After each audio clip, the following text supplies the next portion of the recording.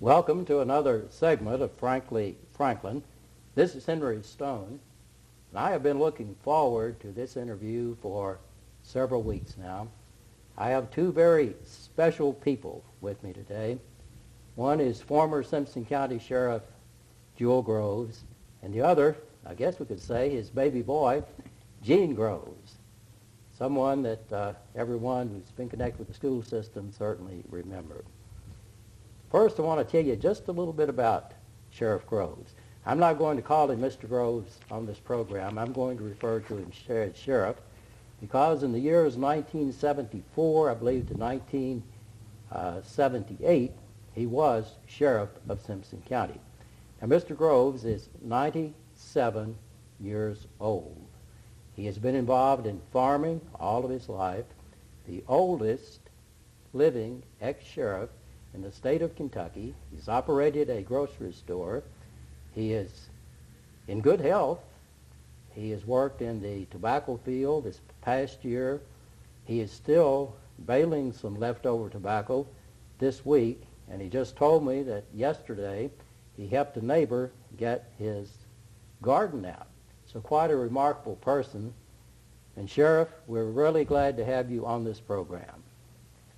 We're really glad to have you here. I'm glad to be here. Tell me how you feel these days.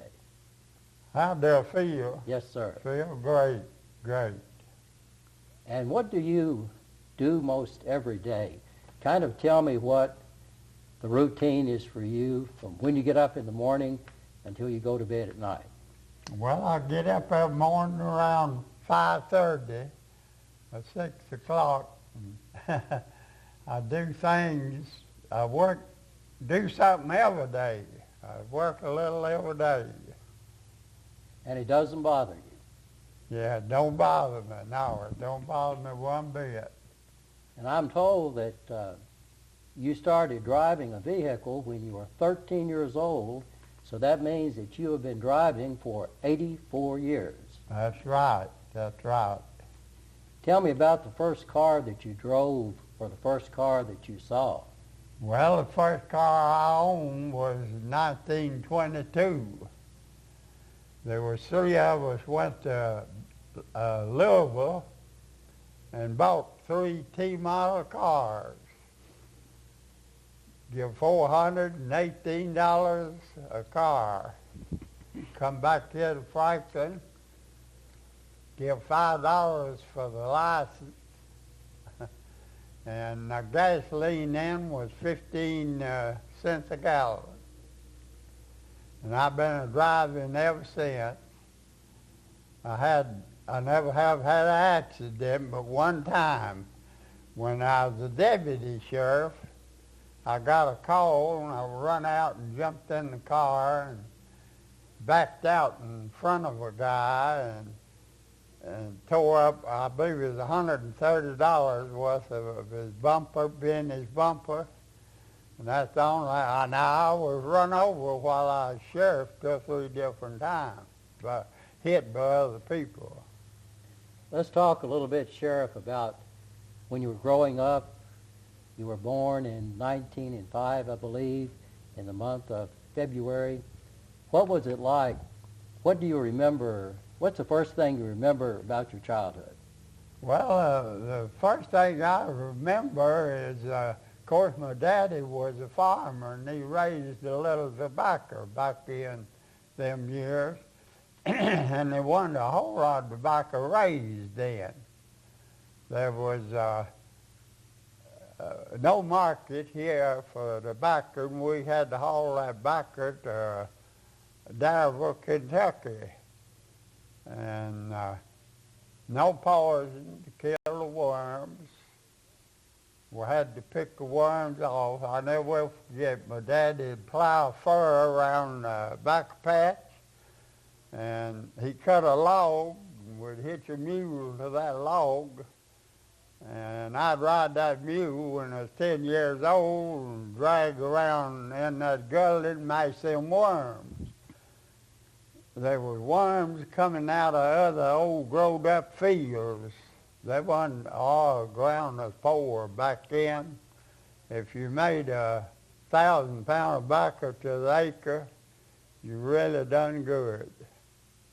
Now, Mr. Groves, Sheriff Groves, I apologize. You dealt with raising a lot of mules back in the old days. Tell us about how you raised mules, how many you raised, how you broke them to use to work on the farm, and also how you broke them to ride.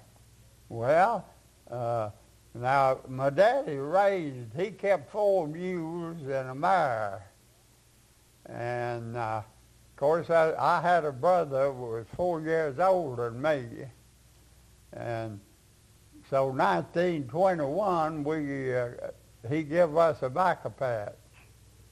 And we raised the acre of tobacco and sold it. Claude Granger was selling buggies right down the street up here in town. We bought a buggy off Claude Granger. That was 1921. Well, our daddy wouldn't let us drive that horse much on Sunday. You know, we worked him all the week, and he didn't want us to drive him on Sunday, but my brother would drive him one Sunday, and I'd drive him the next Sunday. And that's the way we got around about. But these mules, he broke a lot of mules. And there was a fellow lived over in next to our lender, raised a lot of mules. And we'd get a team of young mules from him. He'd let us work them 2 years to get them broke good. And so we'd break them for him and then turn them back to him 2 years later. Gene, I want to talk to you just a minute. Most of you will remember Gene Groves. He retired a few years ago from the Simpson County school system, and Gene was the director and head of maintenance at the bus garage here, and he kept all those school buses running. Gene, what can you tell us? Tell us a good story about your dad's farming career.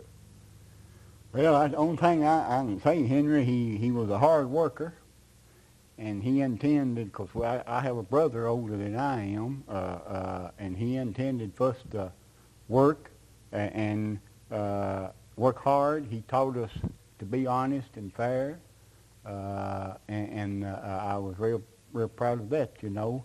But for us to get in trouble, which we never was in a whole lot of trouble, we was raised, we was in the field with him from sun up to sundown, from Monday till Saturday night. You didn't have much time to get in there. But he's been a blessing to us, you know. How many? 3 kids, 76-year-old, 71-year-old, and myself soon be 67. How many's got a 97-year-old dad still living? That's true. Real proud. Something to be thankful for, too. Certainly. Mr. Groves, you've been driving for 84 years, and when I was talking to you, you told me that you still take tobacco to Gallatin or Springfield? Yeah. Yeah, I drive to Gallatin, Springfield, Bowling Green. I don't see a bit of difference in my driving. I can see the road good and air good, and so I don't see no difference in my driving. And when you go back and look at your law enforcement career, you were a constable in the South District of Simpson County for 12 years, then served as deputy for 4 years when John Belcher was the sheriff. right. Then you served as sheriff. You were elected for 4 years. Tell us a little bit about maybe some stories about your law enforcement career. I know for sure, because I used to cover news back in those days, that if Sheriff Groves went to get someone, he brought them back. Well, Joe Moss James got elected as the sheriff in the 60s. I run for constable. What started this, there was a little roadside park right down from my store on 31W, and they got to doing a lot of meanness down there. Well, people would come along and stop there to see what was going on and come on down there to my store. Tell me, I said, well, I can't do a thing in the world about it.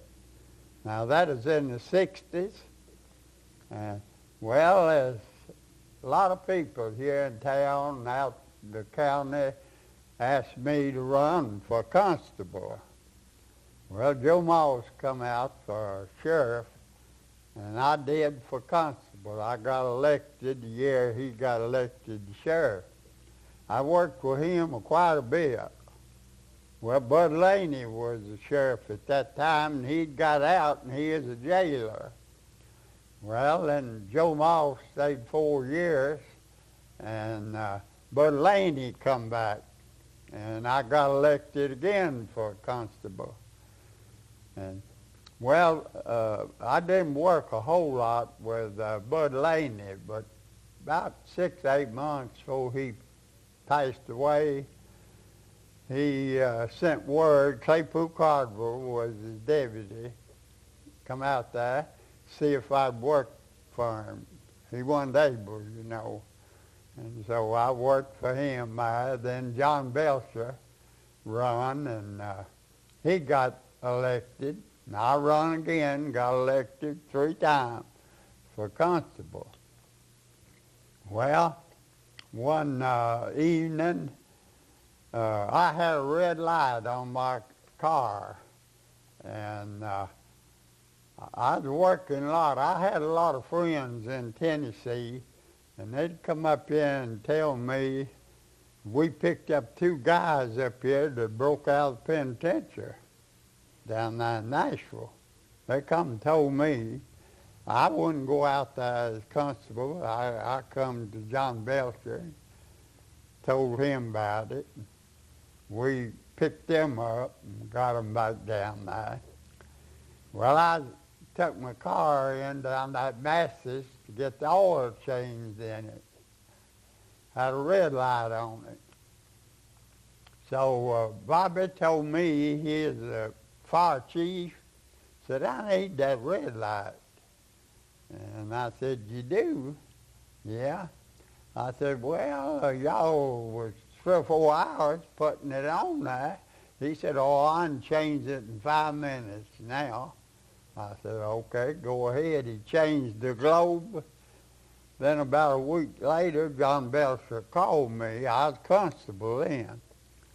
And he said, there's a fender bender down about the state line. Would you run down there and check it out? Said, I got to be in Bowling Green the next 30 minutes. I said, yeah. Well, I went down there, and that's just a little old fender bender. Both of them live in Simpson County. One of them said, I'm the cause of it. I'll pay for it. Don't turn it in to the insurance company. I said, okay. Well, about that time, Albert Bridges, he is a trooper. He drove up, and he said, you got everything worked out? Yeah, everything's okay. Well, I drove back. I was in the store then, running the store. And a few minutes later, he drove under my porch. I went to the door. He said, you can't have that red light, that green light, blue light. I can't. No, he said, you just constable. And I said, well, I didn't know that. And so I said, well, okay. He drove on off. A day or 2 later, I was up here at the courthouse, went in, sheriff's office, telling John Belcher about it. He said, come on, go with me. We went up there before Joe Moss James. He swore me in as a deputy. Said, see if he stops you now about the... And that's when I come a deputy. Then, of course, Claypool was going to run for sheriff that year. John had to get out. 4 years, you know. And, well, they were saying, well, Claypool couldn't win it. Said he couldn't, well, you know, he'd had a little heart trouble. And they put me to run. And I said, I'm pretty old to be running for sheriff. How old were you? Well, I was 69. And they said, well, you can make it. And I said, well, okay. And so there was 10 of us run that year. And I said all the time that whoever got 1,000 votes would be the sheriff, 10 running. And I got 990 something. And so I got elected then for sheriff. And you served for 4 years. 4 years, yeah. Gene, I know your dad is kind of a modest person, but can you tell us a couple of stories about when he was sheriff? I'll have to relate to James Mooneyhan. James Mooneyhan served as one of his deputies there for a while. They got a call from Keystop down here, and a Greyhound bus had come up, and evidently when they loaded in Nashville, this gentleman was kind of drugged up a little bit, And the passengers got scared. It excited them. When they got up at Keystop, they pulled off and called Daddy. He was sheriff, and called him, and James said he looked over to Debbie, let's go. We got a call down to Keystop. They've got a guy on the bus kind of getting unruly. So they went down there, and James had the passengers off. The driver walked with them up on the bus. Said Daddy walked back there to him, and looked at him. And Daddy's words then was, oh, buddy, you got to go with me, Looked at him and said, oh, buddy, said, you got to go with me. Said, you scared some people, and we got to get you off from here. That guy looked up at him, kind of drugged up, and said, now, Sheriff, I ain't going with nobody. James said, Daddy looked at him and said, you ain't been shot today, have you? So that guy got up and come on out of the bus, and they put the handcuffs on him and brought him in, and that. But Mr. Groves, or Sheriff, I keep saying Mr. Groves, I called you that a lot of years. Did you ever fail to bring anyone in that you went after? Never did. I got a call one Sunday. I'll tell you a little something on him. Oh. I got a call one Sunday evening that I believe it was a 49 highway.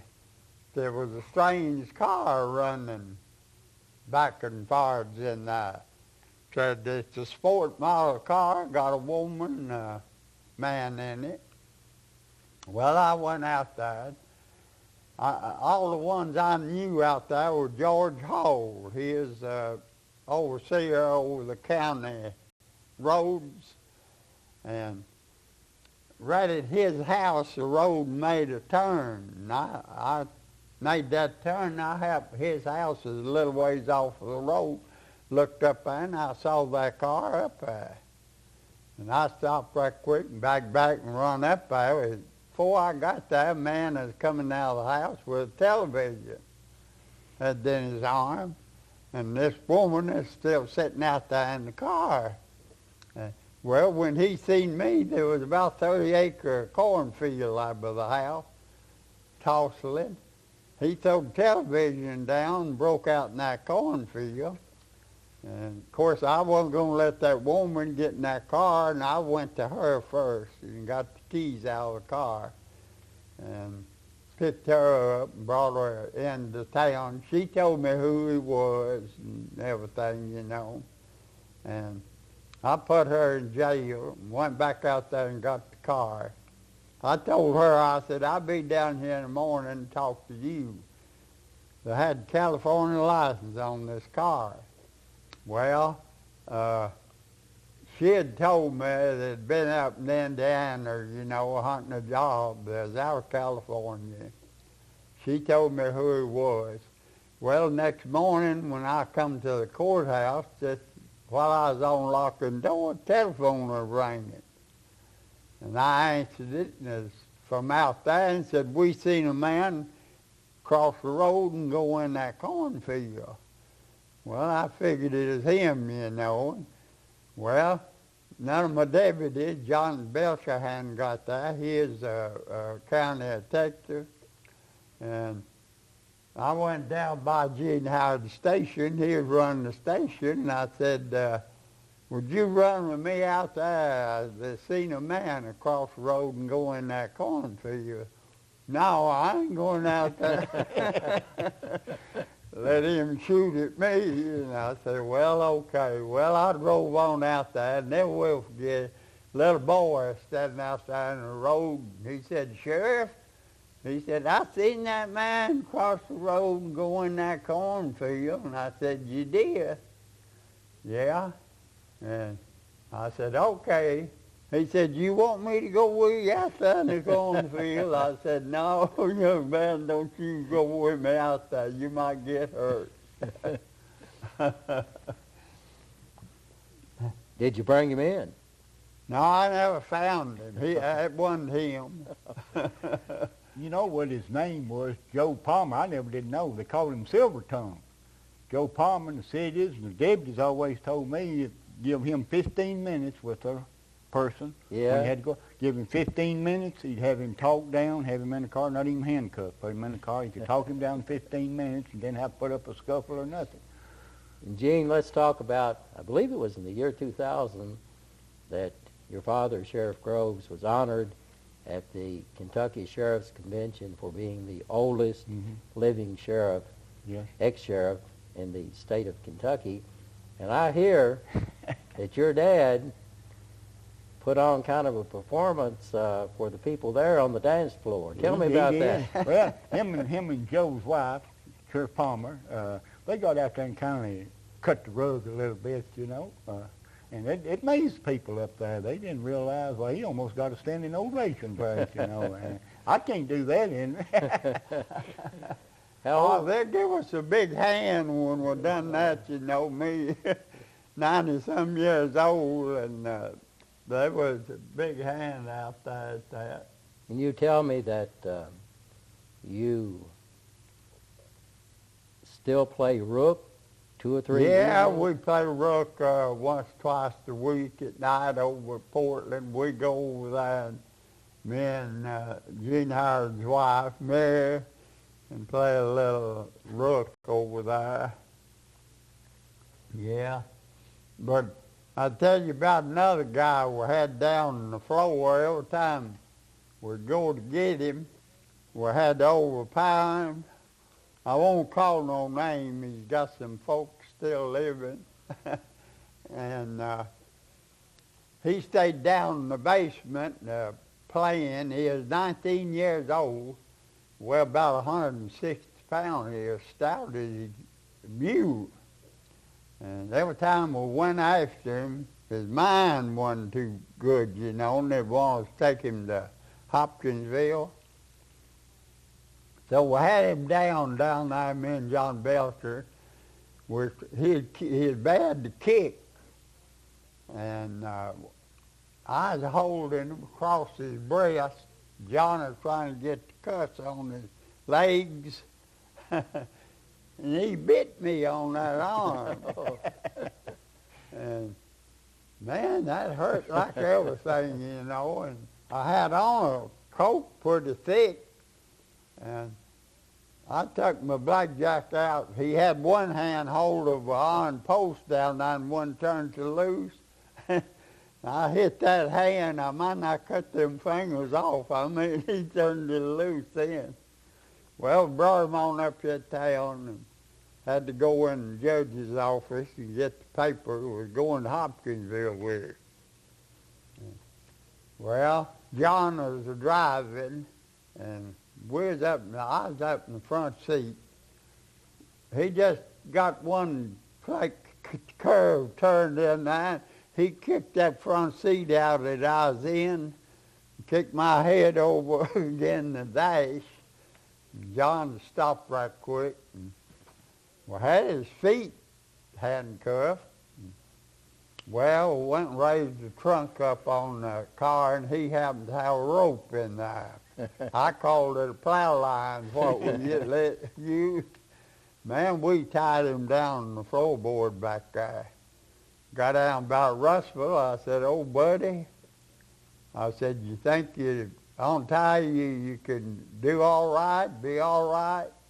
He said, no, I want it the hard way. I said, well, you're getting it the hard way. Well, we came on down there at 30 midnight. Of course, his folks, I knew his mother I know her from the time she was 7, 8 years old. And so they'd go down there pretty often to see him, you know. And they went down there one Sunday to see him, and they told him they was going to set the backer the next day. He said, well, if you'll carry me home, well, yeah, I'll help y'all set the backer. Well, of course they did. They brought him home. Well, the next morning they got up there setting the backer. He had an oil well on his farm, and he said the tank was about half full of oil. So dinner come, back past with this oil well. And said, well, we'll go to dinner. He said, no, y'all go on dinner. And he said, what he was doing was following the setter where they missed the plant, he put one in. When they got back up by after dinner, he'd turned that oil on, it run all over the backpack. Sheriff, if a young person came to you today, said, Sheriff Groves, you're 97 years old, you're still active, you've had a great life, what advice could you give me on how to live to have a good life like you've had? Well, I don't know. I think what I've done, I believe you got to stir around a lot and do something. Now, I can sit around a little bit and my legs will get just a little bit stiff, and the more I work around, the better I get. Now, I'm going to tell you, I had a cousin. He lived to be 106 years old. Wow. And he quit work when he was 60 years old. I cultivated this farm then. And I've always heard that the more you could do, a little longer you'd live. Now, back when I was growing up, old people's the one that died. Now, there were several, well, we called it consumption back then. And they call it now TB. And there were several people that died with that TB. The year I was born, I was told, 1905, we lived 8 miles from Portland in Robertson County. And never will forget what Dr. Peden, he come out there to see me. They said it was about 8 o'clock in the night. He rode a horse out there and charged $6 for coming out there. Well, my oldest sister, she married in 1917, George Weisinger, right here at the state line, right over in Kentucky. And I would come up there and visit them quite a bit. And at that time, Joe had a lawyer here in town, Clark. Joe P. Clark's daddy was carrying the mail around on that route that we lived on a horse. Yeah.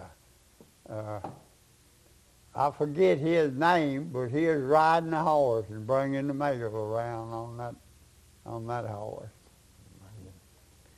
And that was 1918, 17. Well, Sheriff, our time is just about run out on us. I want to thank you for taking the time. I appreciate you having me here. You were awfully nice to me back in the days when you were sheriff and I was covering news. Thank you for that. And Gene, thank you for coming with your dad. Okay. And I hope he continues to keep you in line. He'd go out and live us all. I want a promise. Yeah, I got a man's garden to work up this evening when I get back home. He wants to plant it. When you turn 100, I want you to give me your word that you'll come back and be on this program again. Well, I certainly will. I just hope I can live to be 100. My daddy lived to be 101. He had a sister that lived to be 105. And this cousin I was telling you about, he lived to be 106. He ain't been dead long. Another thing, my daddy kept telling me when I was growing up, if my daddy was living now, he'd be 130 years old.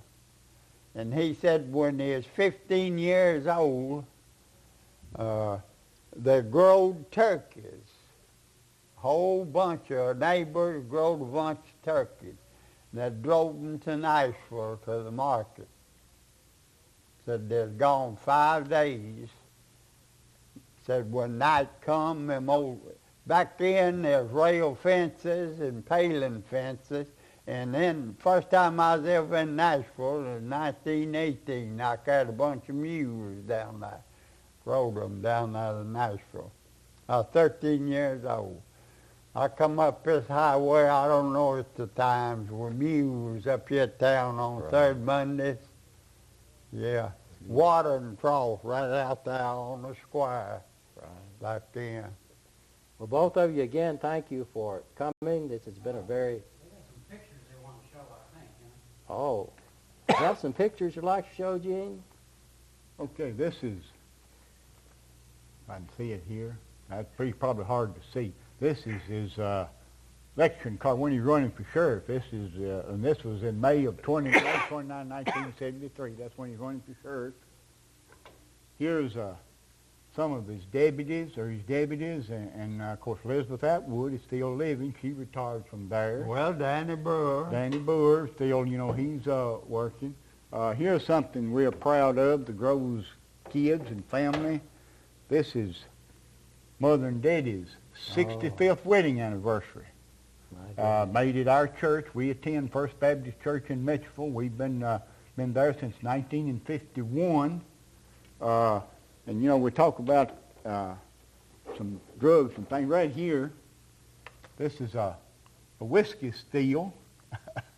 Then also, because this is dead in the middle, the sheriff, and this is marijuana over here. This is some drugs, and they're burning it in a wheelbarrow. And as I was talking a while ago, Henry, asking the question, you know, our teenagers now, I guess drugs is a problem. I know it's a problem. Well, you know, Mom and Daddy had us family on drugs. They drug us to church Sunday morning. They drug us to church Sunday night. They drug us to church Wednesday night. So, but anyway, but this is some things that we're proud of. And also this right here, 210-page book on the Groves family tree.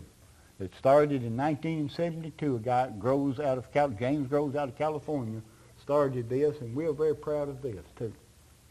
That marijuana there, I won't tell you about that. I was out of the office one day, and when I come in, Elizabeth said, "You had a good friend come in here a while ago." Said, "I don't know his name." Said, "He told me he lived in Gallatin, Tennessee. But he said he is your friend." And he is out going to old houses, picking up bottles and fruit jars. And said he found marijuana in one of the old houses, and he said, "I come by here to tell the sheriff." Said, "He's my friend." Well, we went out there, and there was $4,000 worth of it there in that house. We stayed out there 4 days and nights, and nobody never did come to get it. So we brought it in on Monday morning, and was burning it out there in the courthouse yard. And there, I don't know, 50 or 75 people gathered around there, and I seen them leaving, you know, and they said it was making them drunk. It never did bother me smelling that smoke one bit, but they said they was getting drunk on it. Wow. And that's how come us with all that marijuana. Yeah. Just want to ask you one real quick question since we have a little extra time. Who was president when you were born? Roosevelt. In all the years and all the presidents that you've Yeah, I seen over the think... years, who's the best? Well, the best one was Franklin D. Roosevelt, and the ones that went out 4 years ago. I'm a Democrat, never did vote no other way but a Democrat ticket, and there's 8 in our family, and every one of us, my daddy was a Democrat. We always voted the Democrat ticket and still vote the Democrat ticket. I do. Well, thank you Yeah. very much, both of you. Yeah. You've been watching Frankly Franklin, and it's been an honor to me to have as our guest Sheriff Jewel Groves, the oldest living sheriff in the state of Kentucky, 97 years old. When he leaves here, he's going to help a neighbor in the garden, still works every day.